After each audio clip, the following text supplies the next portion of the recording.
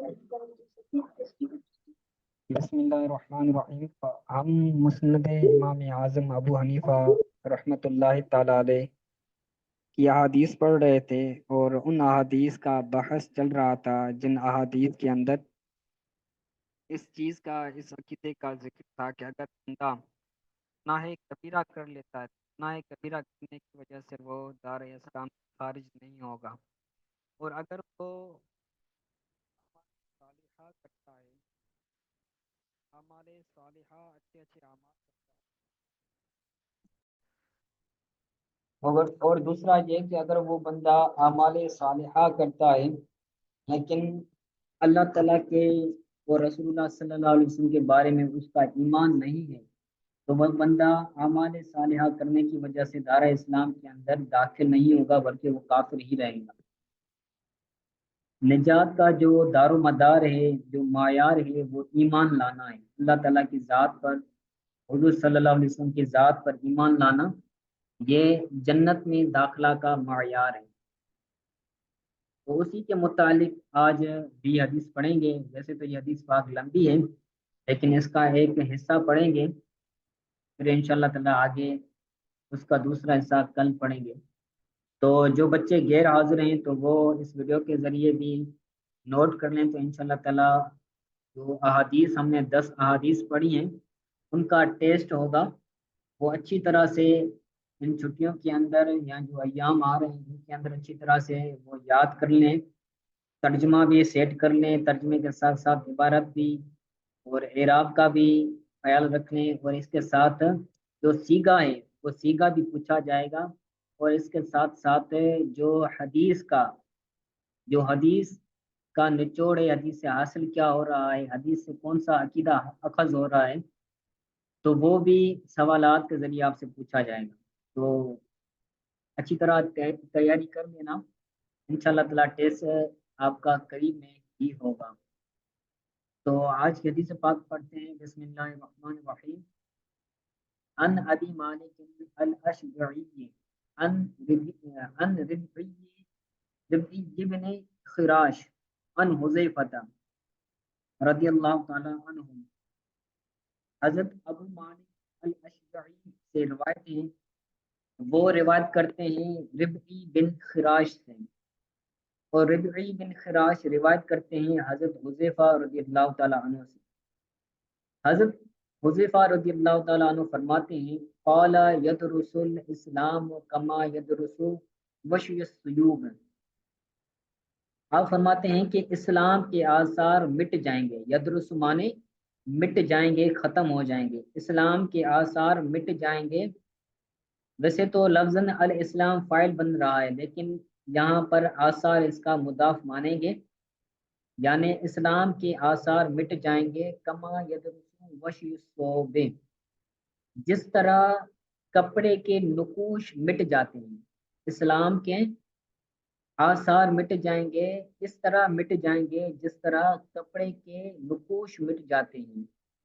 ولا یبقى الا شیخ کبیر، اور کوئی آثار میں سے اثر باقی نہیں رہے گا مگر ایک بڑا شخص، الا شیخ کبیر، مگر ایک بوڑھا شخص، او عجوز فانیت، یا پھر ایک بوڑھی عورت، یقولون قد کان قوم یقولون، وہ کہیں گے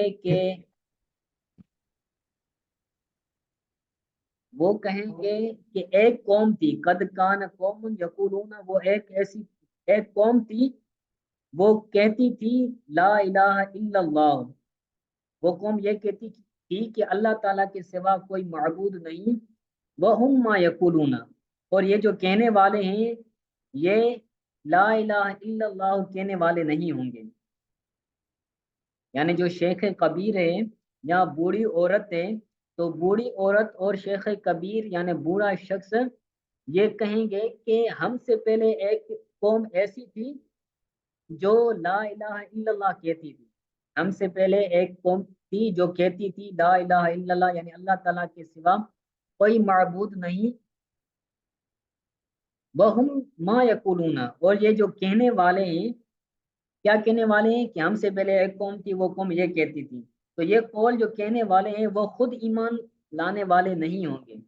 वहुम मा यकुलूना ला इलाहा इल्लल्लाह, और वो ला इलाहा इल्लल्लाह कहने वाले नहीं होंगे, यानी खुद तो मोमिन नहीं होंगे, लेकिन वो ये कहेंगे थे कि हमसे पहले एक कौम थी जो ला इलाहा इल्लल्लाह कहती थी, यानी वो मुसलमान कौम थी एक। काल फ़काल सिलत बिन ज़ुफ़र, तो रावी कहते हैं, रावी कौन है? रबी बिन खिराश। तो पहले काल से मुराद है रबी बिन खिराश। वो कहते हैं कि उस मजलिस के अंदर एक शख्स बैठा था जिस जिस शख्स का नाम था सिला बिन जुफर।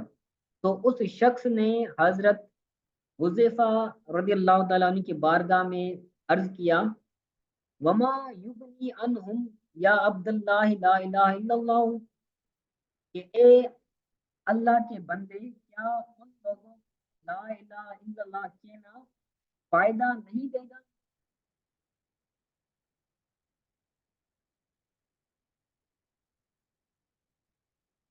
कि अगर वो कौम जो ला इलाहा इल्लल्लाह कहती थी, तो उनको उनका ला इलाहा कहना उनको गनी नहीं करेगा, उनको फायदा नहीं देगा।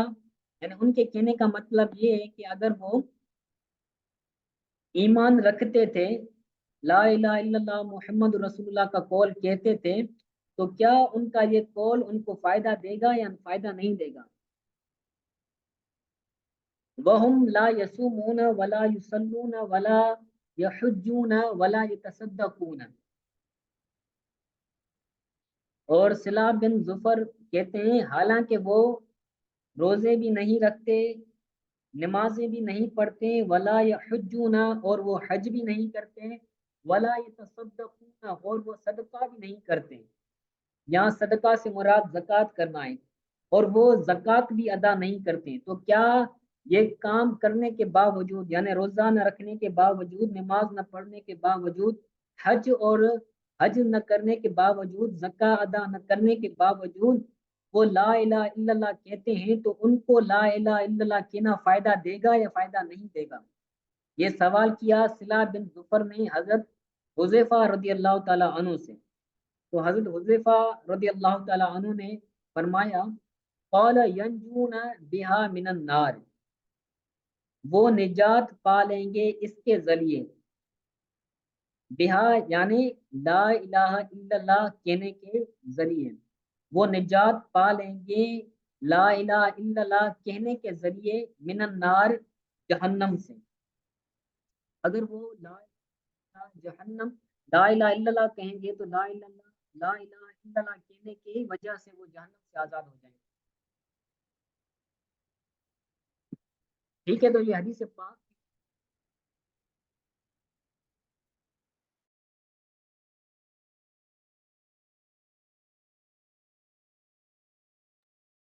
तो ये हदीस पाक है, इससे ये साबित हो रहा है कि वही मौजू, वही अकीदा, वही बहस के, अगर कोई शख्स ला इलाहा इल्लल्लाह कहता है, उसके बावजूद अगर गुनाह कबीरा करता है या इबादत का जो सिलसिला है वो कायम नहीं रख सकता, तो उसके बावजूद भी वो जहन्नम से आज़ाद होगा, जन्नत में दाखिल होगा। ठीक है, तो इस हदीस पाक में ये है कि ईमान का नामो निशान, ईमान इस्लाम के जो आसार है वो आखिरी दौर के अंदर, आखिरी जमाने के अंदर मिट जाएंगे। ठीक है, और मिट जाने के बावजूद एक कौम आएगी, वो ये कहेगी कि पहली एक कौम थी, वो ला इलाहा इल्लल्लाह कहेगी। तो उसके ऊपर ये कौल कहने की, इस कौल पर, हजरत हुज़ैफा रज़ियल्लाहु तआला अन्हु के इस कौल पर एक कौम आएगी और कहेगी कि एक कौम थी जो ला इलाहा इल्लल्लाह कहती थी। तो इस कौल पर हजरत सिला बिन जुफर ने अर्ज की कि क्या उनको ला इलाहा इल्लल्लाह कहना नफा देगा?